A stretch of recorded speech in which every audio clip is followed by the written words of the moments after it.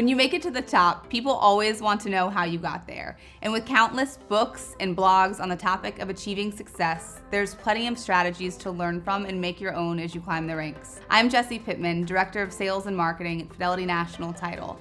I hold the record for fastest growth in sales within my district. What's my secret? To overpromise and overdeliver, to outwork the competition every single time. To my fellow ambitious go-getters, here are my top 3 secrets to success. All right, so Jesse, define your own version of success. How exactly do you get there and how do you take action?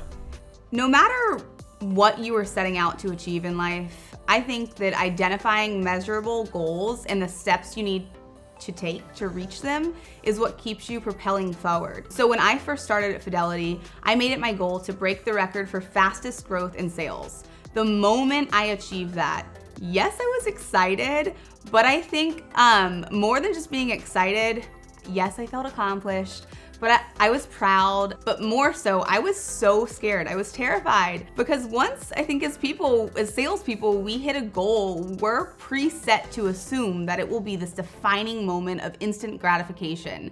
But instead, we likely look forward and realize, oh shit, I just set the bar that much higher, and that can be so scary. Learn to lean into this feeling and let it motivate you. For me, that was my driver. For you, let that moment of fear, of anticipation, of excitement, let that be your driver. There really is no endpoint to success, and there's so much thrill in that. Success looks and changes differently for each individual at each season and phase of your life. So allow your definition of success to be fluid, to age and develop over time with each accomplishment that becomes your personal milestone. The other day you told me about your philosophy on work-life balance. What was it that you said? For me, and some people are gonna love this, some people are gonna hate it, but the phrase work-life balance is so overused and outdated in my not so humble opinion. Instead, I encourage my team to work hard so that they can enjoy being present with the ones they work hard for, or the things that they work hard for. Something that my husband and I practice with our daughter and now son is open and intentional communication. So when one of us has to take an important work call at night or on the weekend, we explain to both of them why it is important for us to do so. Whether it's putting in a little extra time before a big family vacation or just rolling with the punches of the job, we always make a concerted effort to ensure she understands that we do these things for the greater good of our family. You know, for us in our household, it happens, it's a daily occurrence, right? Where we're sitting at the dinner table or making dinner and one of our phone rings and it's, one of my good clients or one of my husband's clients or business partners or my co-leaders in the company.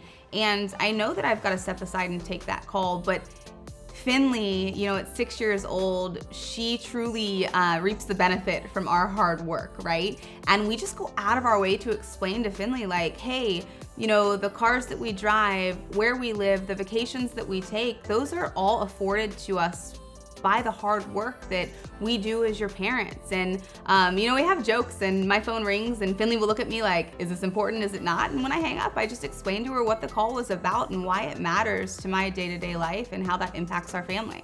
Work-life balance, let's get back to it. When that is the age-old interview question, Jesse, what does your work-life balance look like? Will I have work-life balance in this career? It is what you make it. You design the life that you want to lead and live.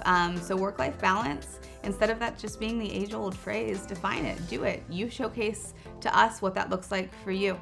How do you maintain a balance knowing there's so much competition out there?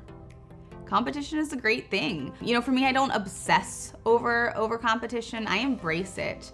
I think it's so crucial to learn from your competitors. Pay attention to what your competitors are doing. Assess where the gaps are. There are always gaps. That's where you find the strength. That's where you make yourself better as a salesperson.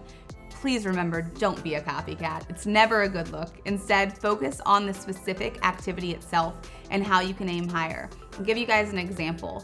If you see a competitor doing 2 open houses with realtors over the weekend, and guys, I want to pause, we're talking the title insurance space here, and they're currently number 1 in the area, you should know as a salesperson, then you have to shoot for 3 or 4 open houses. If they're number 1 in the area and they're only doing 2 open houses on the weekend, if you double down your efforts, you're going to be better, right? don't spend too much time obsessing over the competition. At the end of the day, achieving success isn't as hard as some people try and make it seem. That is, when you're willing to work for it. While it may feel like you're miles away from getting there, remember that it's the daily activities that will make or break your success. And when it all boils down, it's about leading by example, keeping your promise, and over-delivering every single time. Thank you all for watching my vlog for The Reframe. Be sure to follow us on Instagram, Facebook, and LinkedIn at @thereframe_FNT for more thought leadership from me and my counterparts, Susan West and Ashley Scipione.